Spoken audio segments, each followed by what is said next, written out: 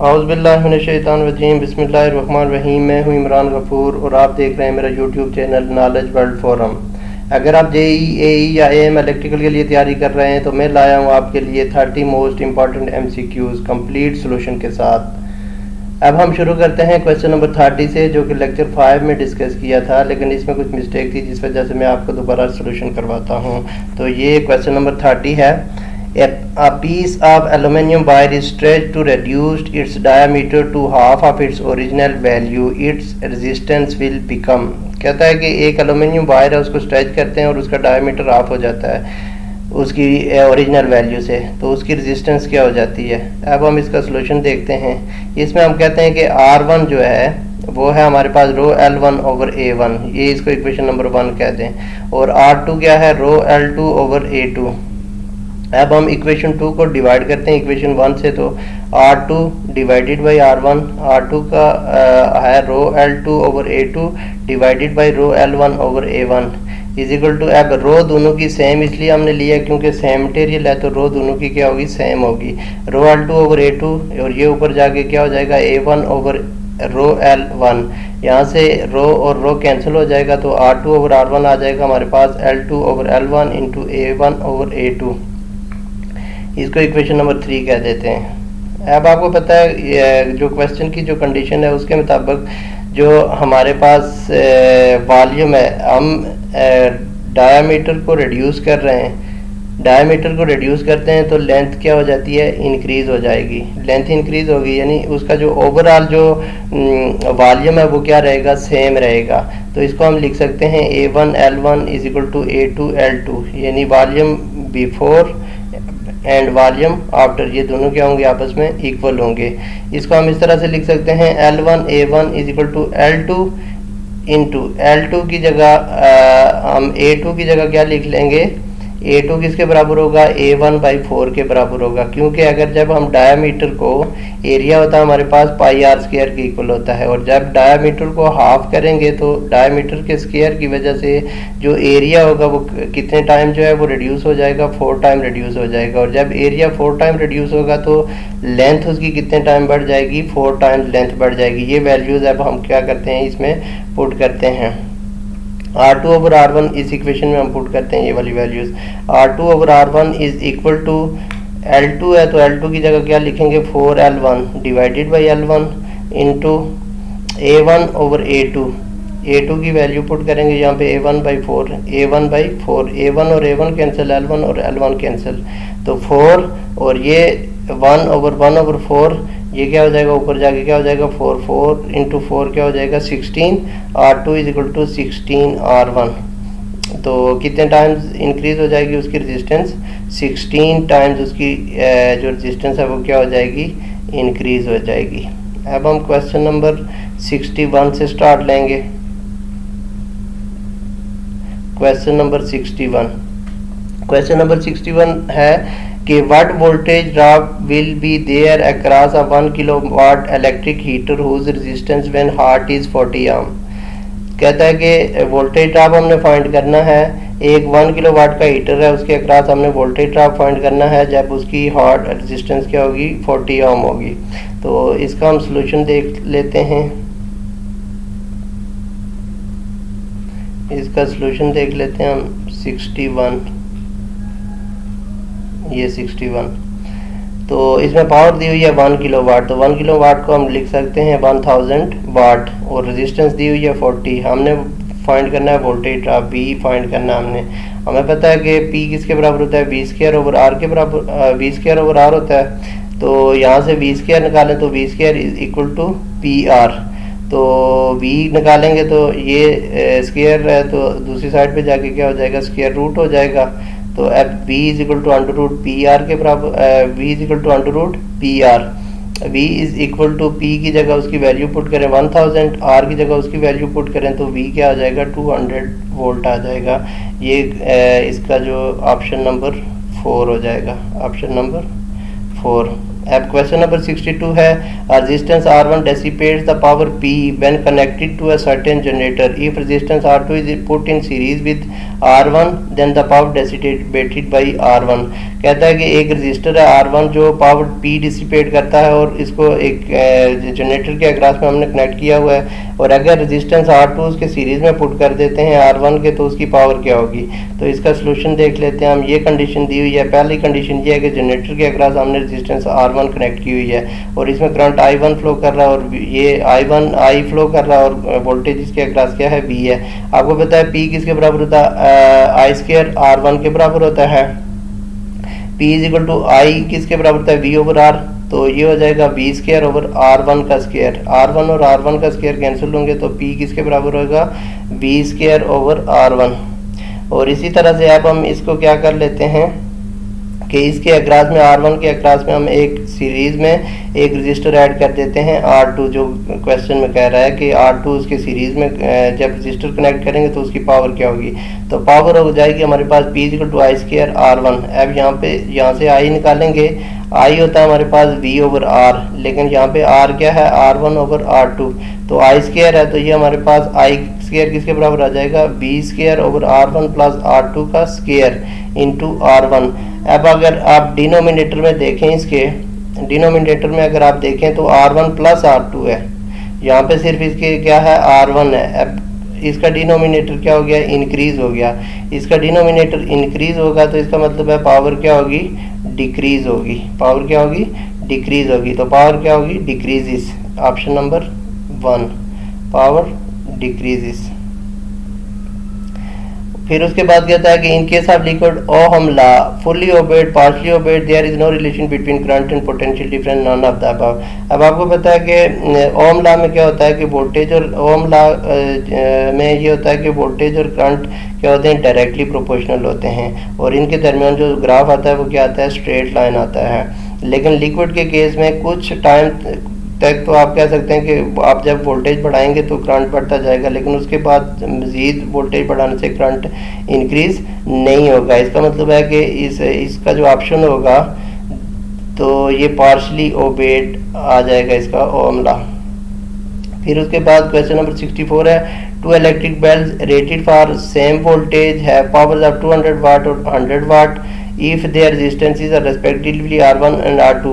अब दो बल्ब दिए हुए हमारे पास 200 वाट का और 100 वाट का, और हमने इनकी जो रेजिस्टेंसेस हैं उनके दरमियान में जो है वो हमने क्या फाइंड करना है, रिलेशन फाइंड करना है। तो सेम सप्लाई वोल्टेज के लिए तो हम क्वेश्चन नंबर 64 देख लेते हैं। क्वेश्चन नंबर 64, पावर P1 दी हुई है 200 वाट, P2 दी हुई है 100 वाट। P1 किसके बराबर होगा, V1 ओवर V1 का स्क्वायर ओवर R1, और यहाँ से P1 हो जाएगा, चूँकि V1 V2 क्या है, कह रहा है सेम वोल्टेजेस हैं तो इसको V1 V2 is equal to V के इक्वल रख लेते हैं। तो P1 is equal to V square over R1। तो P2 किसके बराबर होगा, P2 is equal to V2 का स्क्वायर ओवर R2। तो V2 को भी हमने क्या कहा, किसके इक्वल है, V के इक्वल आ गया। P2 is equal to V square over R2 is equation 1, equation 2। अब dividing equation 2 by 1, P2 by P1 is equal to V2 का square over R2 over V2 का स्क्वायर ओवर R1। ये वाली जो term है ऊपर जाएगी तो ये आ जाएगी R1 ओवर V का स्क्वायर। ये V का स्क्वायर कैंसिल होगा तो P2 over P1 is equal to R1 over R2। अब P2 कितना है हमारे पास 100 और P1 कितना है 200, तो ये आ जाएगा आपके पास 1 ओवर 2 आ जाएगा, 1 ओवर 2 आ जाएगा। तो R1 over R2 is equal to 1 over 2। अब R2 हमने यहाँ से निकालना है तो R2 इज इक्वल टू ये क्रॉस मल्टीप्लाई करें तो R2 is equal to 2R1, R2 is equal to 2R1। ये आ जाएगा इसका ऑप्शन नंबर 2 आ जाएगा, R2 is equal to 2R1। A copper wire has a resistance of 10 ohm. It is stretched by 1/10 of its original length. Then its resistance, कहता है कि copper wire है उसकी resistance 10 ohm है और इसको stretch कर देते हैं 1/10 of its original length, तो उसकी नई जो resistance है वो कितनी आ जाएगी, 65। Question number 65।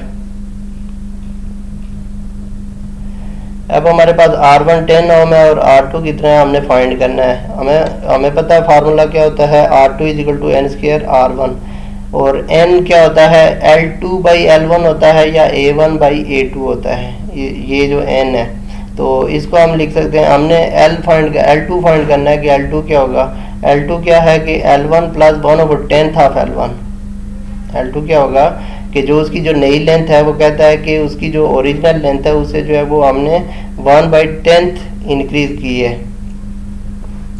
तो अब L1 कितना आ जाएगा हमारे पास, L2 is equal to L1 plus 1/10 L1, L2 हो जाएगा 11/10 L1 और L2 आ जाएगा हमारे पास 1.1 L1 L1। और अब हम यहाँ पे n की जगह इसकी वैल्यू पुट करते हैं, n की जगह वैल्यू पुट करते हैं, n is equal to L2/L1। तो L2 की जगह उसकी वैल्यू पुट करें 1.1 L1 और डिवाइडेड बाई क्या है L1, ये L1 और L1 कैंसिल होंगे तो n क्या आ जाएगा आपके पास 1.1। अब इसको इक्वेशन नंबर 1 में पुट करें, इस इक्वेशन में पुट करें तो R2 इज इक्वल टू 1.1 का स्क्वायर इंटू 10। 1.1 का स्क्वायर क्या होगा 1.21 और मल्टीप्लाइड बाई 10 ये 12.1 ओम आ जाएगा, ये 12 ओम है इसका, ये 12.1 ओम आ जाएगा इसका, ऑप्शन नंबर 2 आ जाएगा। फिर उसके बाद 66 है question number, the current voltage graph of a given metallic wire at 2 different temperature T1 and T2 are shown, then T2 is greater than T1, T2 is greater less than T1, T2 is greater is equal to। अब चीज़ें देखते हैं कि इनमें से कौन सा relation सही है।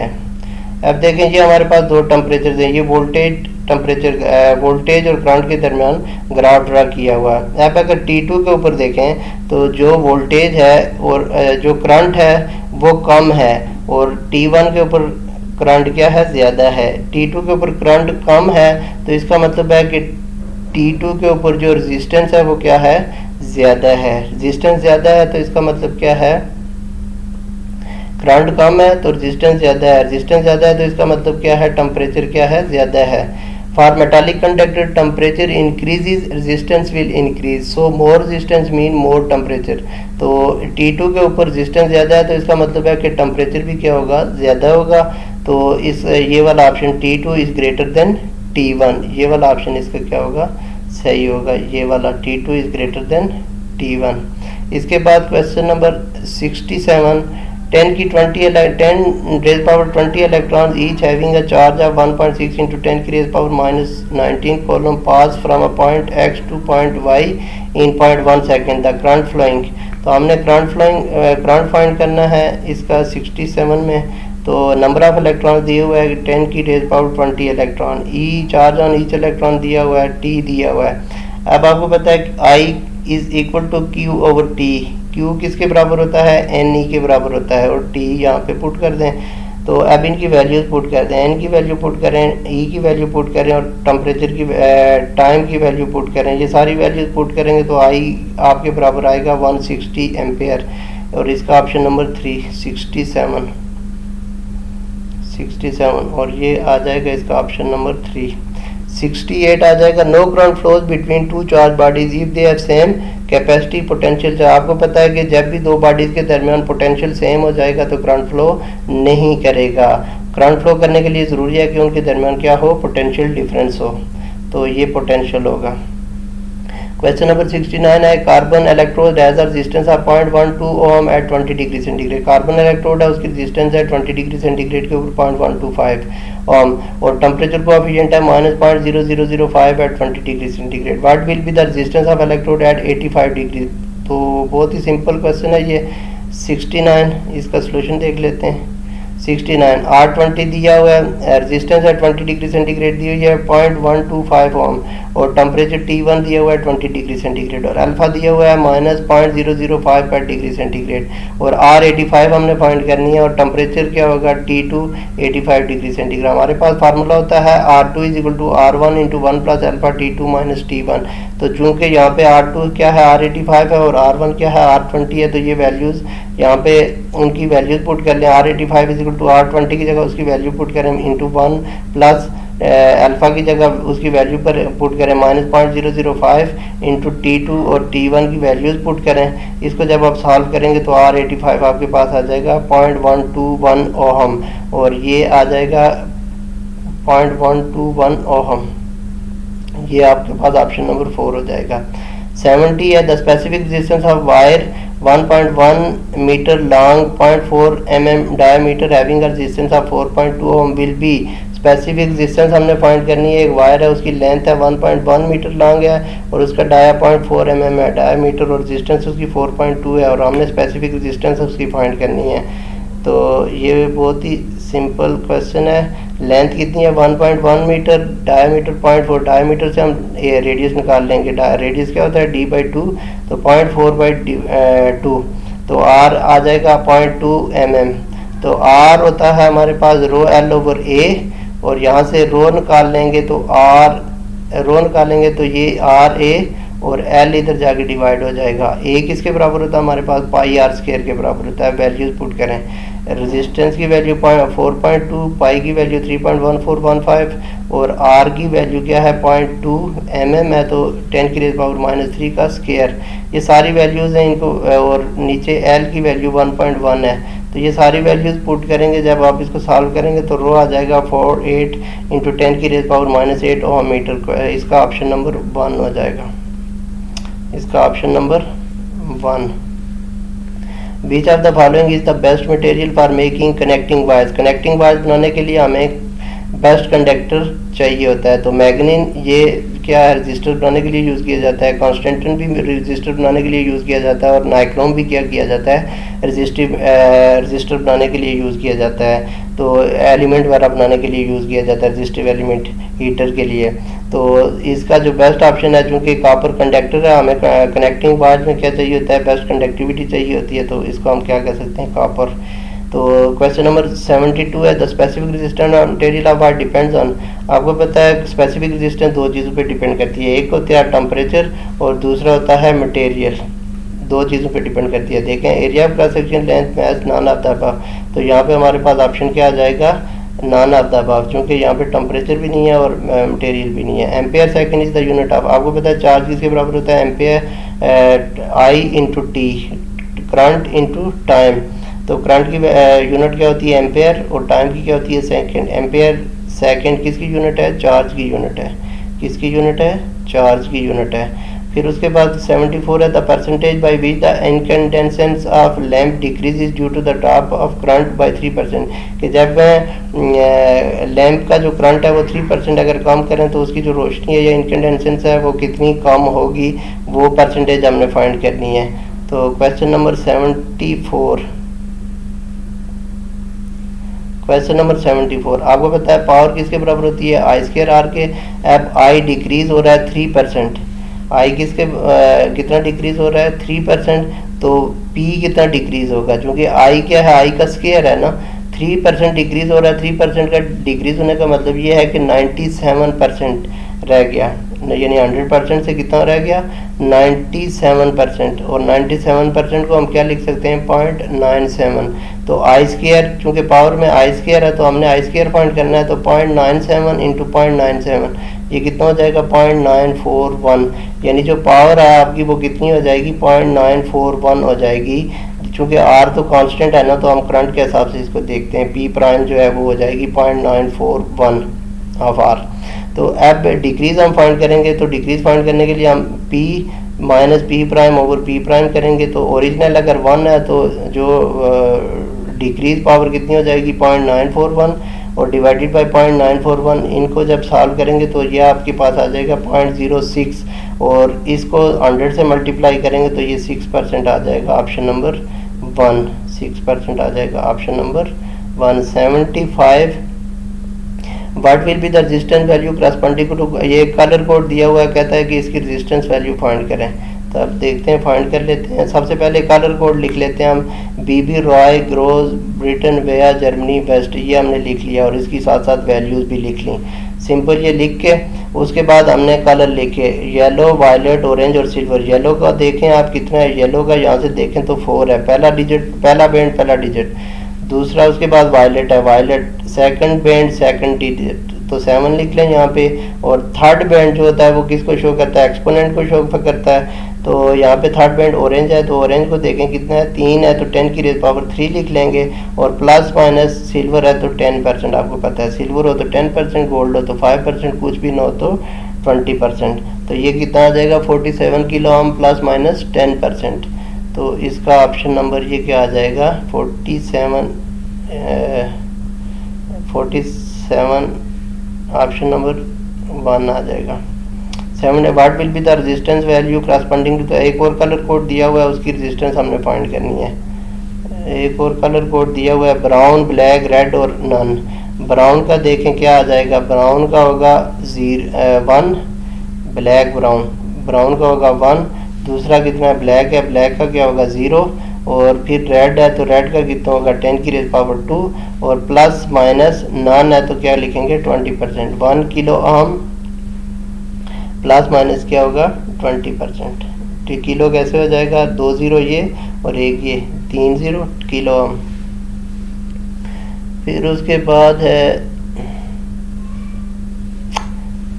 इसकी क्या वैल्यू आई है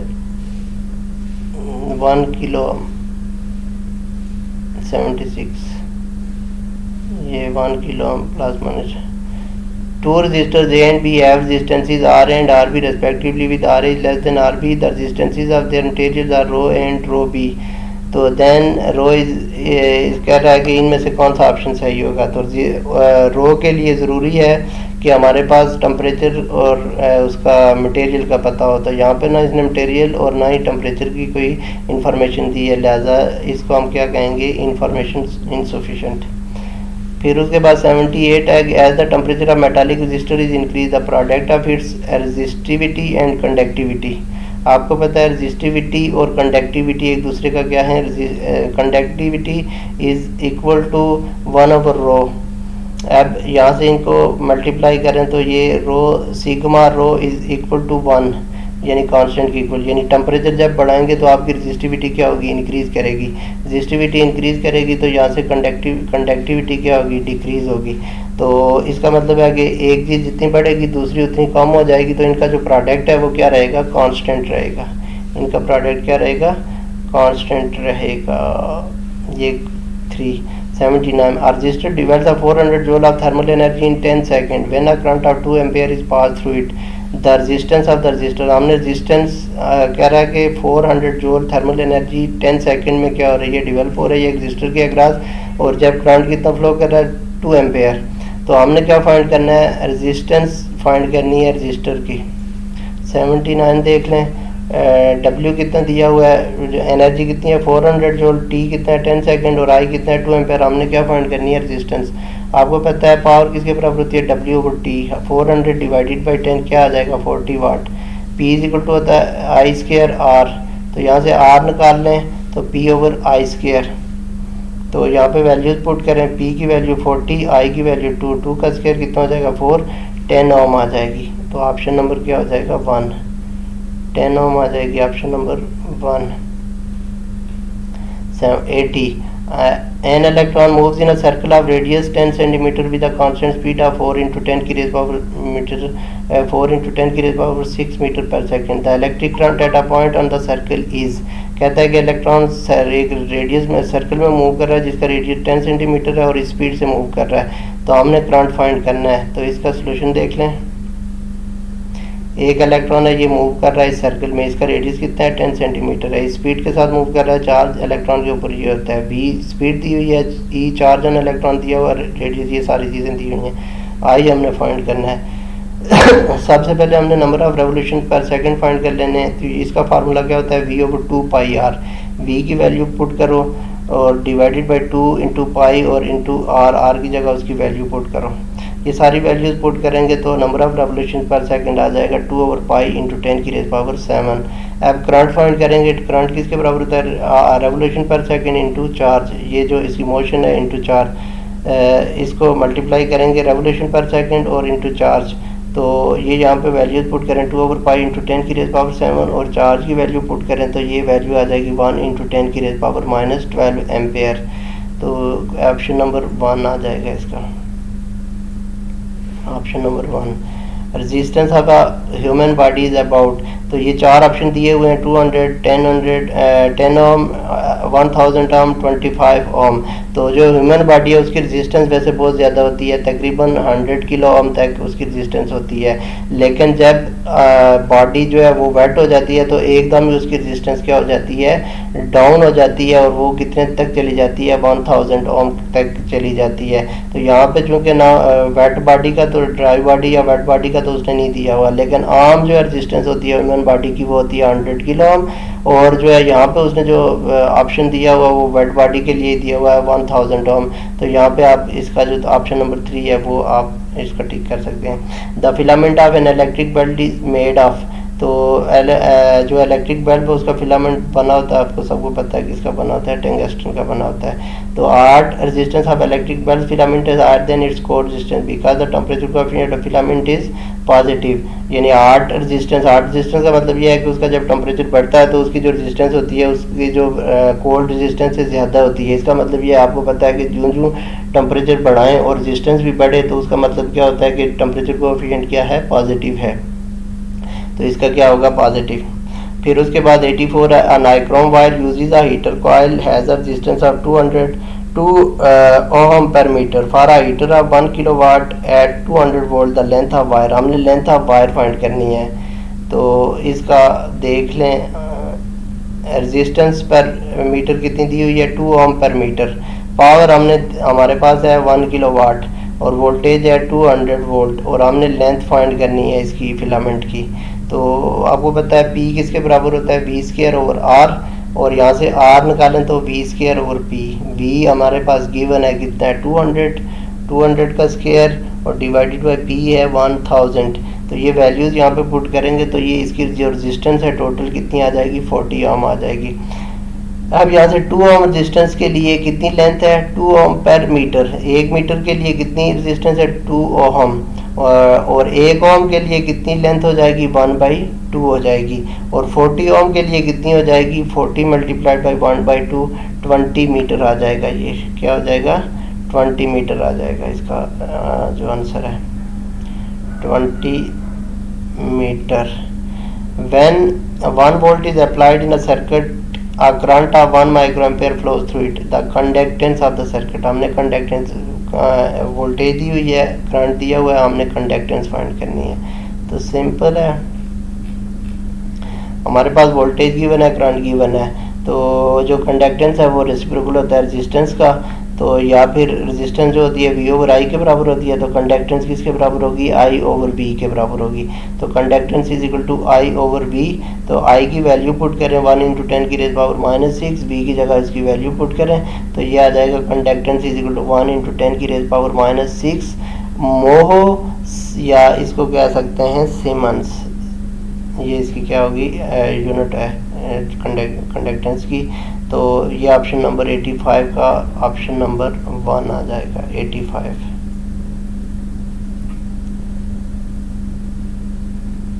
तो यहाँ तक, इसके बाद इंशाल्लाह जो है वो अगले लेक्चर के साथ फिर हाज़िर होऊंगा। अल्लाह हाफिज़।